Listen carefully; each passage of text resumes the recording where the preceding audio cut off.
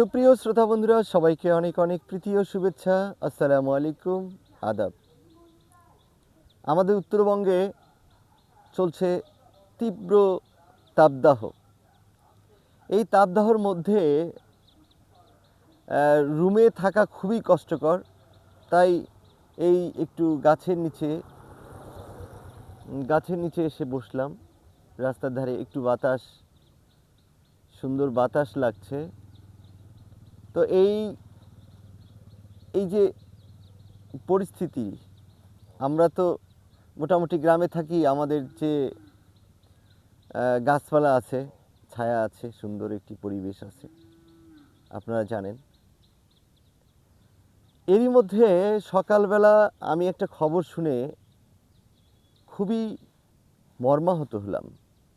খবরটা এরকম: এক মা, তার 4 সন্তানগুলো প্রতিটাই প্রতিষ্ঠিত। একজন বিশ্ববিদ্যালয়ের শিক্ষক, একজন কোনো এক মন্ত্রণালয়ে দায়িত্বে আছেন, আরেকজন কানাডা থাকেন। সেই মা থাকতেন তার ছোট মেয়ের সাথে। ছোট মেয়েটাও তার স্বামীকে হারিয়েছে। তার স্বামীও একজন বিশ্ববিদ্যালয়ের টিচার ছিলেন। তিনি মারা গেছেন 5 বছর আগে। তো মা মেয়ে দুজন একই ফ্ল্যাটে থাকতেন। তো মা থাকতেন এক রুমে, মেয়ে থাকতেন আরেক রুমে।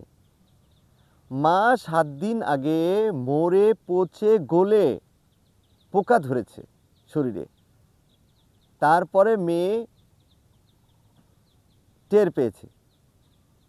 টের পেয়ে পুলিশে খবর দিয়েছে। তারপরে পুলিশ এসে দেখে যত্রতত্র একেবারে বসবাসের অনুপযোগী একটি রুমে তার মা থাকতেন।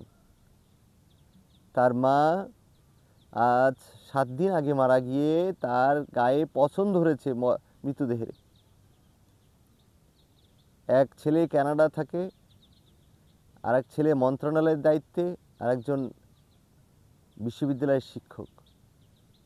কি লাভ হলো তার? এই সন্তানদেরকে কষ্ট করে লালন পালন করে সেই মা গলে পচে শেষ হয়ে গেছে।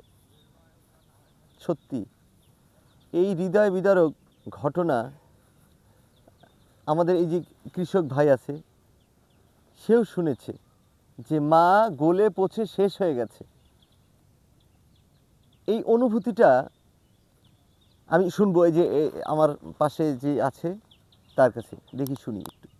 আমি যে গল্প নয়, এটা বাস্তব। তা মা মরে পচে গলে শেষ হয়ে গেছে। এই যে শোনার পরে তোর কেমন লাগছে ভাই? ভাই, এটা খুবই খারাপ লাগলো ভাই।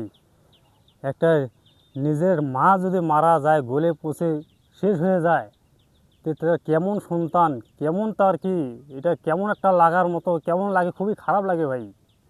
এই কথাটা শুনে তো আর ভালো লাগার মতো নয়। না না না, এটা ভালো লাগা মানে ঠিক থাকার মতো কোনো প্রশ্নই আসে না এটা।